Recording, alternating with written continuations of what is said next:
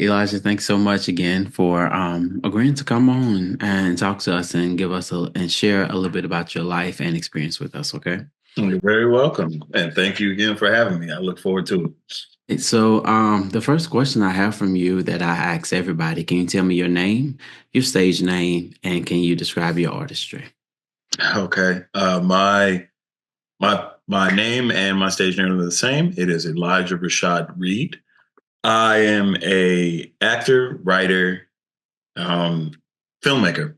Yeah, most definitely those three in and of themselves. Predominantly, I'm an actor, and on the side, I am a professional fool because I do a lot of improv and things like that. So I like to say obviously I get paid to play, but also I get paid to make a fool of myself once in a while, and it's pretty fun. Yeah, Nice. Okay. How long have you been acting?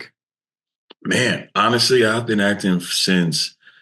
If I'm 30, honestly, I've been acting since probably like third, fourth grade. Long story short, I got identified here in Los Angeles as kind of like a highly gifted child, and my mom enrolled me into Cal State LA, and I was able to do a conservatory for 2 years, which was pretty cool. I kind of did that while playing basketball, and I was just kind of like the old trope of the dual identity. The kid that goes into like the artsy kid, and then he takes off his shoes and his outfits and things like that. You put on your basketball clothes, you go play, and you do that. So it's like leading a double life. But yeah, I've been doing that. But professionally, I would say as of 2016, taking off 2 years of COVID, I've probably been doing this, man, good like 5, 6 years professionally. But I've been acting my whole life.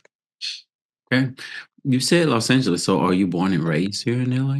Yep, born and raised Silverlake, California. As people like to say, I am a Silverlake unicorn because they're like, wow, I never knew there was like real locals. Like it's wild. So yeah, I've been here my whole life. Excellent. It's probably your parents, were they born here as well, or did they come here and then have you? They're both born from here. Yeah, my dad went to high school over in Dorsey. My mother used to live in Avalon Gardens, and I never actually asked my dad where he used to be. But before they had me, they used to stay over in Carson. So yeah, we've kind of moved from different places and things like that. But yeah, we're all locals. That's pretty cool. I like that. The fact, like you said, unicorn, we don't really hear about as much. So Now, when did you feel like you could actually do this professionally?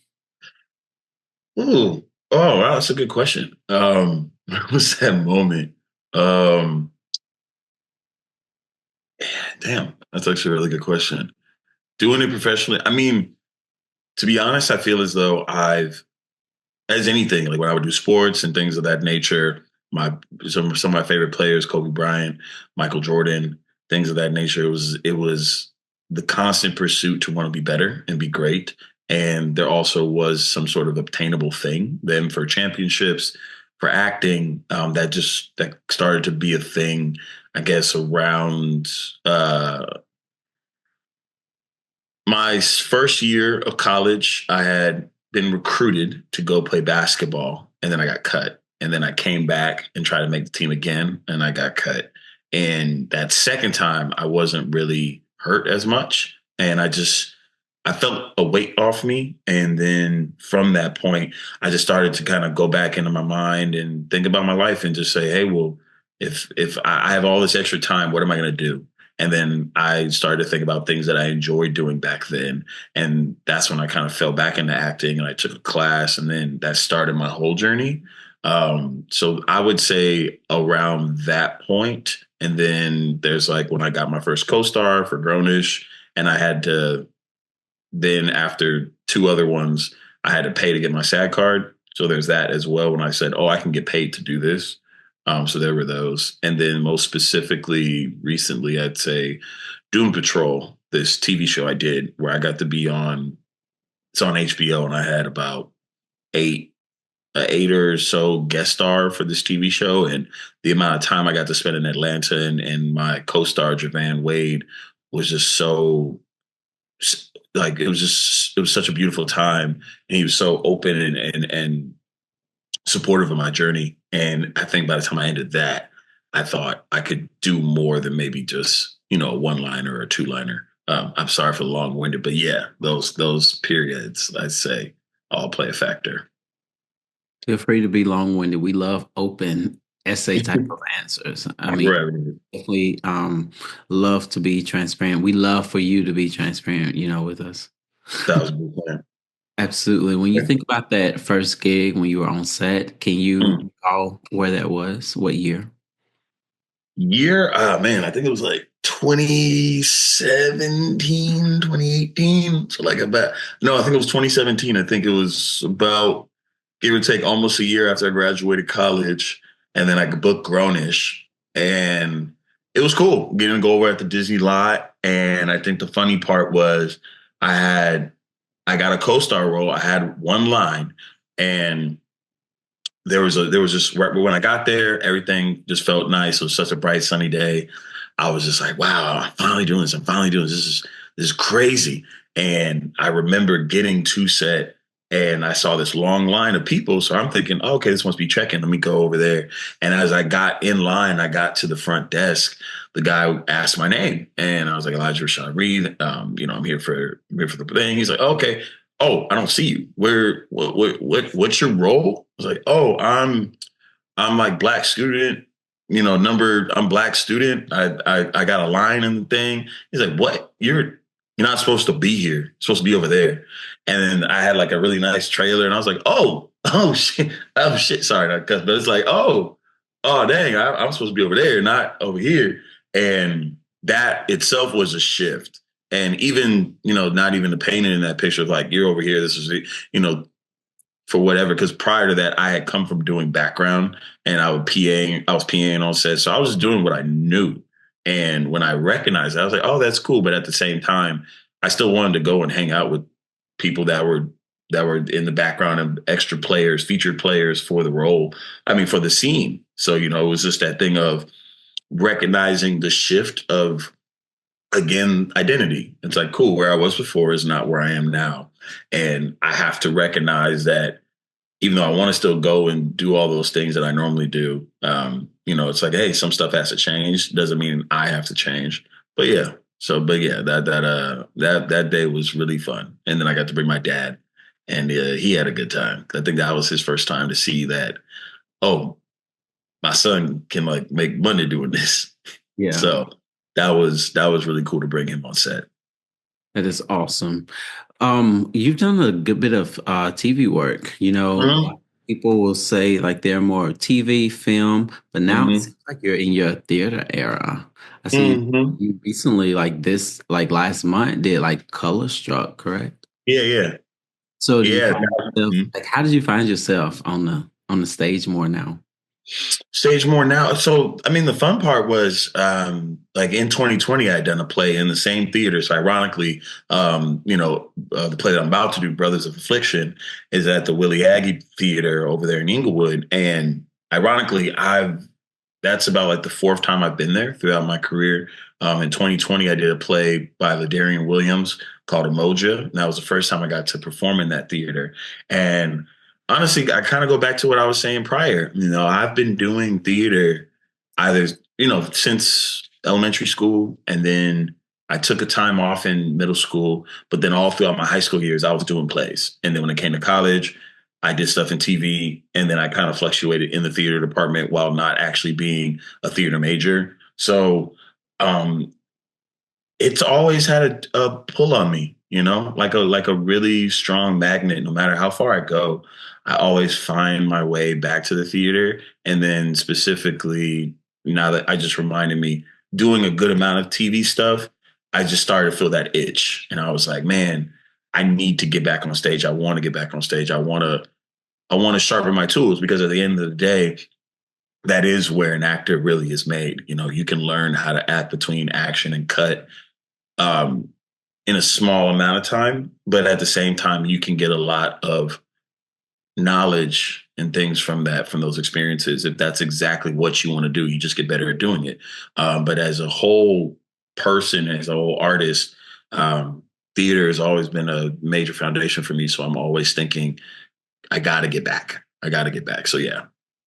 Nice. Um, how did you find yourself getting connected with Crayton, Mhm. with Brothers of Affliction? How did you make that connection to say, okay, I think this is my next production? Uh, so I had just come from, I had done a, what did I did? I recently done a guest star for this new show that's out now, and it should be coming out at some point. So I'll just wait so I don't have to mess that up. But I did it. I did a guest star, and yeah, I just started to get that itch again, and I wanted to do a play. I talked about it at the top of the year, and I was just saying I want to do a play. I want to get on stage. I want to be here and do all the fun stuff like that. And lo and behold, I think Paris reached out to me through Instagram. Sent me a message, and I just checked a couple things, and I saw it, and I was looking at it, and he talked about this play, saying what it was dealing with, and honestly, I was like, wow, that was pretty quick. I had auditioned for another play, and it didn't go through, but it was such a really good play. But then to turn around to get this opportunity, I was like, right, the things that are for you will never miss you.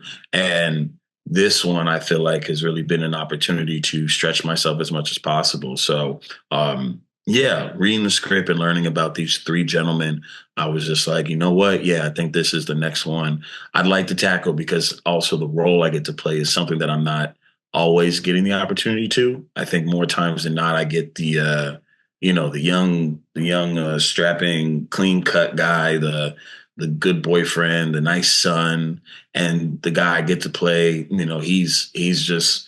He's just throwing his emotions. He's throwing a bunch of pain and different things like that all over the place. And I was like, you know what? I would love to try that. Because at the end of the day, it's like, hey, if I fail, I got another show tomorrow. And if I fail again, I have another show tomorrow. And I got a bunch of other shows to keep trying to get better at it. So yeah, it all divinely really connected at the right time when it was supposed to. Yeah, being able to redo it, that's the beauty of the stage. Mm-hmm. It's so fun. Do you find yourself having to go to a deeper place with this role? Having to go and dig deep for those emotional placements so that you can give the performance that's necessary? Yeah. 1000%. I think I'm I myself, as anybody, we all go through our ups and downs in life and our feelings, and we all handle hurt differently. And I've had my fair share, but for this particular character, I think Shane, he doesn't know how to properly deal with the things that he's experienced, but also the things that he's experienced is not something that is normal, and it's not something that I think you should just be able to quickly be able to handle. These things happened to this man when he was young, and I kind of talk about it. I just say that this play with these three brothers, we all are grown children trying to connect, but we don't really know how. So long story short, yeah, it's been constantly pushing me more and more to find more truer, honest reactions and feelings in the play, because when we start, it goes so fast. So I have to be very meticulous on the things that I'm talking about and whatnot. So then I can just go off of instinct. But yeah, it's really been requiring me to pull on different parts of myself. I don't really like to get angry a lot, but this one really forces me to be in that kind of or expressing that level of like hurt and pain. So yeah, it's been a challenge, but I love it. It's been really fun. Excellent. What would you find that your challenges are, generally speaking, as being an actor here in Hollywood? Yeah, sometimes just getting mad. I don't get mad all the time, so sometimes it can go from 0 to 100, and I get kind of freaked out about that. So then, when I do have roles that really require me to be in a more of a heightened state of emotion, it takes me a little while. I get pretty self conscious because I don't do it. So then as anybody, you'll start thinking if this is true, if this is real, is it authentic? Those have been challenges. Honestly, I think the other biggest challenge, especially with the last couple of years that have happened, is really leaning on those perseverance muscles and leaning on faith, because the influx of job and no job, and the industry's open, now it's closed, now it's shut down, now you're striking, now there's COVID, so many things. I mean, just the irregularities of this flow of work, if you will. Or I mean, even just to think about people that shows are filmed, gonna go out, canceled, movies done, gonna go out, canceled.